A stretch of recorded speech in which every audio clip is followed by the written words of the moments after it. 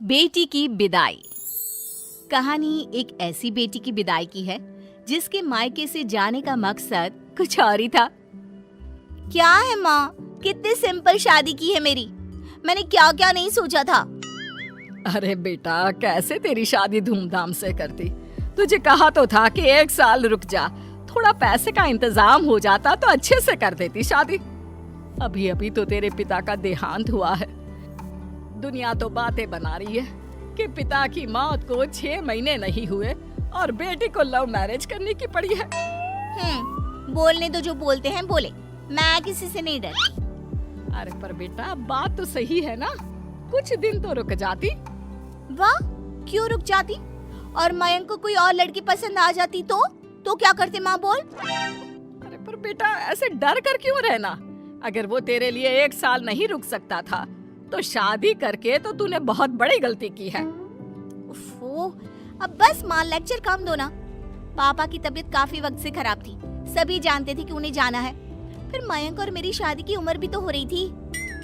माँ क्या बोलती, बेटी से बहस करके अपना मूड खराब नहीं करना चाहती थी।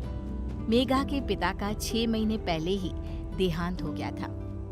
पिता से बहुत ज्यादा प्यार करने वाले मेघा के भाई को कुछ होश ही नहीं रहता। बेटा आकाश, कब तक ऐसे पापा को याद करता रहेगा। जिंदगी में आगे बढ़ना है बेटा। हाँ, जैसे तुम और मेघा बढ़ गए। आप लोगों को तो जरा भी शर्म नहीं आई। पापा को गए अभी 1 साल भी नहीं हुआ, आप लोगों ने घर पर मंडप सजा दिया। माँ को पता था कि आकाश इस बात को 10 बार बोलता है। वो उसे समझाती भी तो क्या। बेटा, मेघा को लड़का पसंद था, फिर पापा भी तो मेघा की शादी को लेकर चिंता किया करते थे ना। और देख, मयंक है भी कितना अच्छा लड़का। दहेज में 1 पैसा नहीं लिया और शादी भी कितनी सिंपल थी। बेटा आकाश माँ के इस बर्ताव से दुखी हो जाता है। वो वहाँ से चला जाता है। वहीं मेघा ससुराल जाती है, जहाँ मयंक कहता है, देख मेघा, साफ बात है, मेरे घर में माँ तो है नहीं, पापा भी साथ नहीं रहते। मैं भी बिजनेस और काम के चक्कर में तुम्हें ज्यादा समय नहीं दे पाऊंगा, तो देख ले तू क्या करना है। मेघा जो घूमने फिरने की शौकीन थी, वो अब 4 दीवारी में बंद कर रह जाती है। वो सोचती है कि क्या करे, कैसे शादी के पहले जैसी जिंदगी एंजॉय करे।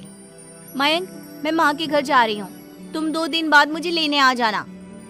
अरे मेरे पास इतने पैसे नहीं है कि मैं दिन में 4 बार तुझे लेने और छोड़ने आऊँ, समझी।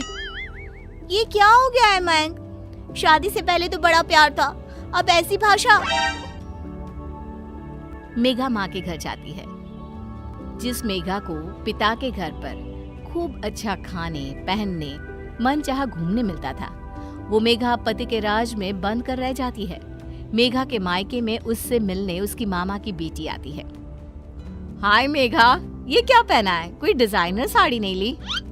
हाँ, वो क्या है ना, घर पर ही हूँ तो ये सिंपल सी। ये वही मेघा है जो सोने के लिए भी महंगे महंगे पजामे पहना करती थी। क्या हो गया मेघा, पति के पास पैसे की कमी है क्या? अब क्या था, मेघा को खुद पर गुस्सा आने लगता है। तभी मामी बोल पड़ती है, मेघा, वैसे बड़े शहर की लड़की थी तू, क्या जरूरत आन पड़ी ऐसे छोटे से शहर में शादी कर ली।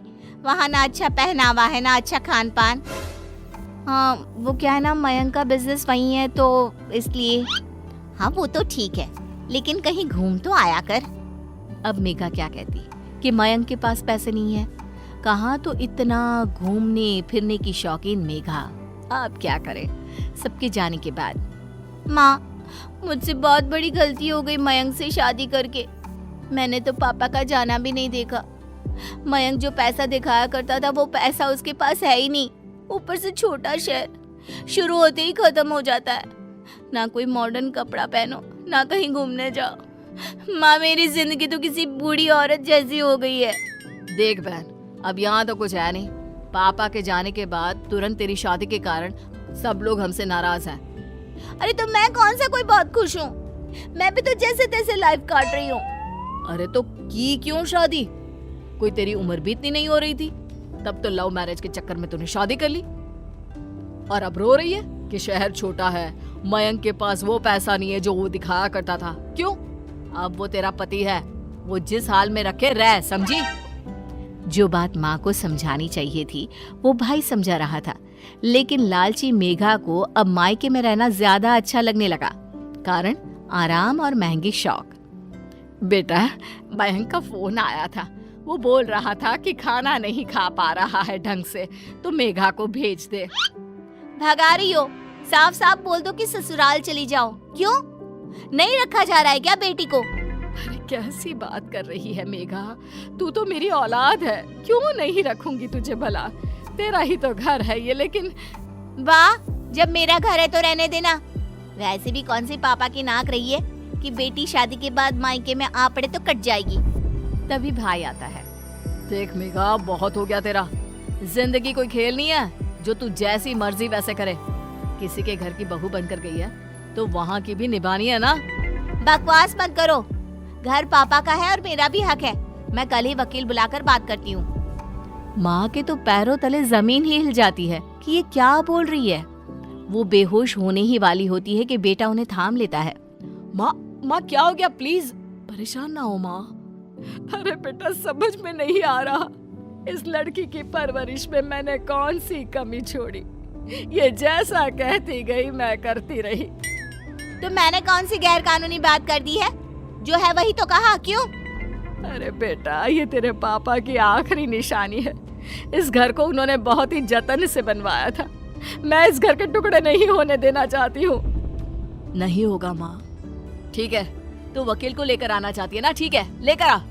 लेकिन एक बात ध्यान रखना, पापा पर लाखों का कर्जा था जो मैं चुका रहा हूँ। उसका आधा कर्जा तू चुकाएगी। तभी वहाँ मयंक आ जाता है। मेघा, मैं दूसरी शादी कर रहा हूँ। आए दिन तुम मायके में पड़ी रहती हो। मेरे घर को तुम्हारी जरूरत है, लेकिन नहीं, तुम्हें तो अपने घर और परिवार से ज्यादा जरूरी बड़ा शहर पसंद है। वैसे तुमको ना ये बात शादी से पहले सोचनी चाहिए थी, लेकिन कोई ना। मेघा को समझ में नहीं आता कि ये क्या हो गया।